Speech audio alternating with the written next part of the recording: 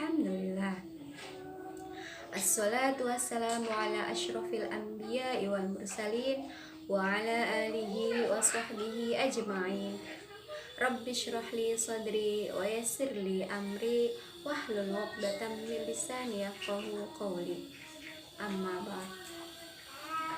Hari ini kita sudah mengucap syukur belum ya? Yuk kita bersama-sama mengucap syukur. Bukankah mengucap syukur itu akan menambah nikmat kita? Seperti firman Allah dalam Al-Quran yang berbunyi, La in syakartum la azidannakum wa la in kafartum inna azabi lasyadid.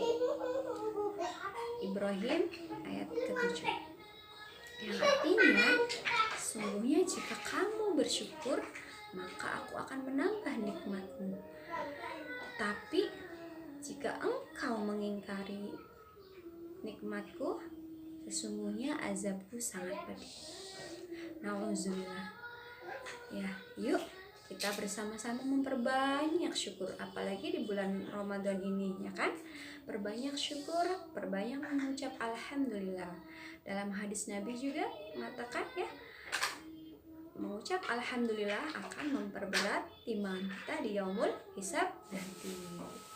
Apa aja hadisnya? Masih ingat ya hadisnya? Iya, alhamdulillah tamlaul mizan. Pinter ya. Nah, untuk menambah rasa syukur kita, Ibu Nurul akan menceritakan sedikit sebuah kisah yang sangat luar biasa dari sahabat Nabi, sahabat terakhir Nabi. Ya, yuk. Kisahnya datang dari sahabat Nabi yang terakhir, namanya Abu Kilabah Al-Jarmi. Ia seorang yang cacat, matanya buta, tangan dan kakinya tidak ada. Anaknya pun meninggal karena dimakan singa. Pada suatu waktu ada seorang musafir. Ia melakukan perjalanan dari suatu kota ke kota yang lain. Ia melakukan perjalanan dengan menggunakan seekor kuda. Di tengah-tengah perjalanan, ia kehabisan bekal. Ia pun memutuskan untuk berhenti dan beristirahat. Ia berusaha mencari makanan dan minuman di padang pasir yang sangat luas, panas dan gersang ini. Tapi dia tidak menemukan apa-apa. Dia malah tidak sengaja melihat sebuah kemah kumuh atau rumah kecil di padang pasir yang panas tersebut. Kemudian ia mendatangi kemah tersebut. Kemudian ia menemukan seorang kakek yang sedang berbaring lemah di atas dipan. Ia pun mendekatinya lebih dekat lagi. Dilihatnya tidak ada apapun di dalam rumah itu. Rumahnya pun kumuh. Lalu ia mengucapkan salam. Assalamualaikum. Kakek pun menjawab, Waalaikumsalam. Subhanallah. Ia kaget. Di dalam sebuah padang pasir yang sangat panas ini, kok ada kakek yang tinggal di sini dalam keadaan yang sangat memprihatinkan. Yang membuat si musafir kaget lagi, mulut sang kakek tidak berhenti-hentinya mengucapkan zikir, mengingat Allah Subhanahu wa ta'ala. Lalu musafir itu pun bertanya, siapakah kau ini, kakek? Kenapa engkau tinggal di sini sendiri dengan keadaanmu yang seperti ini? Matamu buta, kaki dan tanganmu tidak ada. Makanan dan minuman pun di sini tidak ada. Siapakah engkau gerangan, kakek? Kakek pun menjawab, aku hamba Allah. Aku ini seorang hamba Allah. Iya, Kek.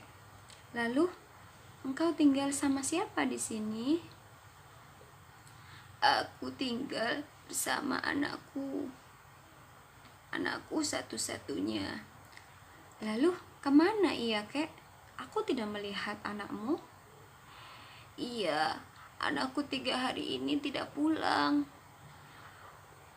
Bolehkah aku minta tolong? Sebelumnya, kamu ini siapa? Kok bisa kesini? Tanya si kakek tersebut. Aku ini musafir, Kek.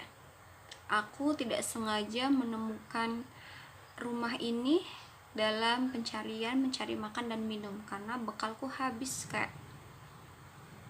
Kakek pun menjawab, iya, bolehkah kau mencari anakku? Anakku tidak pulang-pulang. Di sini yang tinggal di padang pasir ini hanya aku dan anakku. Jikalau engkau menemukan seorang laki-laki, itu pasti anakku. Tidak ada yang lain di sini. Kata si musafirnya, tentu saja, Kek, aku akan mencarinya. Kemudian keluarlah sang musafir mencari sang anak kakek tersebut. Baru beberapa langkah dari rumahnya, sang musafir itu terkejut. Ternyata ia melihat seorang jenazah yang sedang dikerumunin oleh singa-singa. Ia sedang dicabik-cabik dan dimakan. Ternyata anak itu sudah meninggal.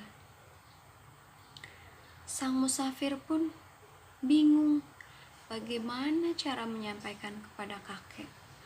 Kasihan sekali si kakek. Sudah buta, tidak punya apa-apa, kaki dan tangannya pun lumpuh. Bahkan anaknya pun sudah tidak ada lagi. Akhirnya musafir itu pun kembali ke rumah kakek tersebut. Assalamualaikum. Waalaikumsalam. Alhamdulillah, kamu sudah pulang. Alhamdulillah, segala puji bagi Allah. Kakak ini betul-betul hebat. Dalam kondisi seperti itu, kakek masih saja mengucap alhamdulillah, syukur kepada Allah. Kakek itu hebat sekali. Diam kau anak muda, kamu tidak mengerti apa-apa. Aku bisa berkata kalimat seperti ini saja, aku sudah bersyukur kepada Allah. Semua ini sudah bisa menutupi kekuranganku ini. Masya Allah, kakek ini sebenarnya dari mana sih asal usulnya? Sudahlah anak muda, bagaimana? Apakah engkau menemukan anakku? Lalu sang musafir pun bertanya kepada kakek, wahai kakek, apakah engkau mengetahui kisah Nabi Ayub? Tentu saja aku mengetahuinya. Coba, Kek, ceritakan sedikit kepada saya bagaimana ceritanya Nabi Ayub. Baiklah, Nabi Ayub adalah seorang yang sabarnya tidak bisa diukur.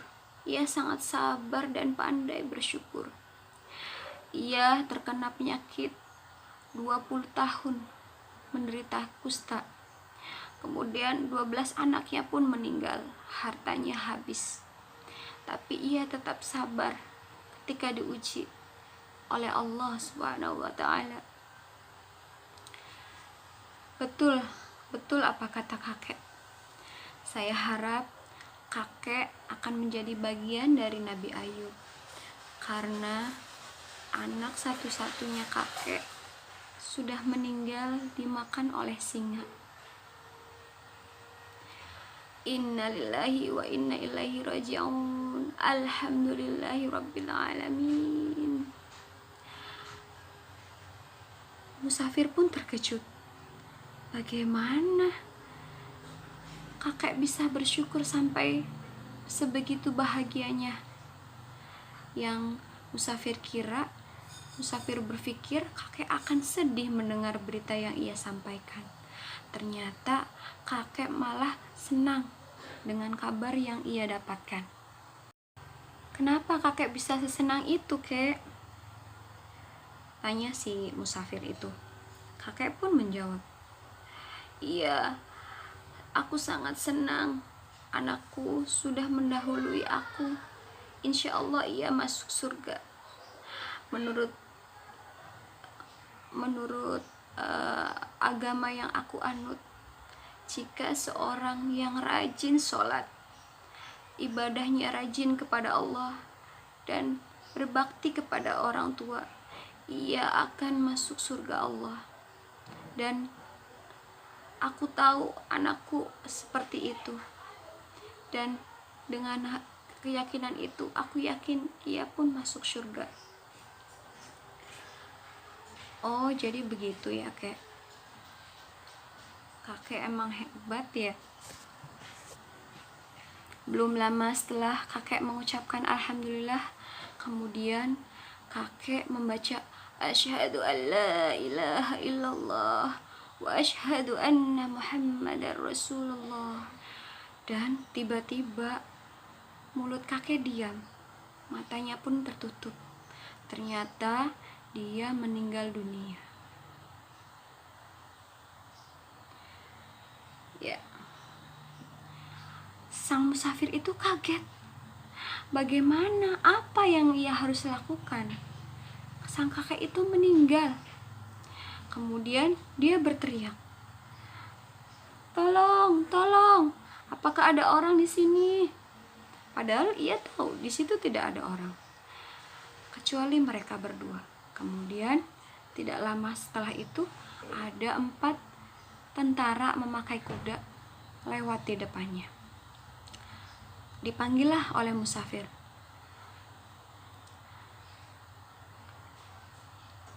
"Tuan, tuan!"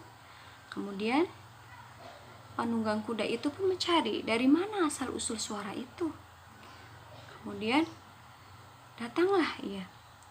"Kenapa, Pak? Kenapa, Tuan?" "Ada seorang kakek meninggal di kemah tersebut. Saya bingung harus berbuat apa. Saya ini seorang musafir." Kemudian tentara-tentara itu pun mengikuti musafir tersebut. Ternyata sang tentara kaget. Lalu sang tentara itu mendekati sang kakek, lalu memeluk dan mencium sang kakek. "Kakek, ternyata engkau ada di sini. Kami telah mencarimu 10 tahun terakhir. Ternyata engkau tinggal di sini dan engkau sudah meninggal." Musafir itu pun kaget dan penasaran. Sebenarnya kakek ini tuh siapa? Tanyalah kepada prajurit-prajurit tentara tersebut. Sebenarnya kakek ini siapa? Dia adalah sahabat Nabi yang terakhir. Dia diperintahkan untuk menjadi hakim di istana, tetapi ia tidak mau. Ia memilih pergi jauh dari kerajaan dan memilih tinggal di sini. Kami sudah mencarinya ke mana-mana tapi tidak ketemu. Begitulah anak-anak cerita dari Abu Kilabah Al-Jarmi. Ia memilih menjadi hidup sederhana, beribadah kepada Allah, dan selalu bersyukur dan bersabar. Walaupun ujian yang dikasih Allah sangat berat, tapi ia tetap bersyukur dan bersabar. Karena ia tahu ujian di dunia, dia tidak punya kaki, tidak punya tangan, mata buta, itu hanya fisik, itu hanya duniawi yang sifatnya sementara.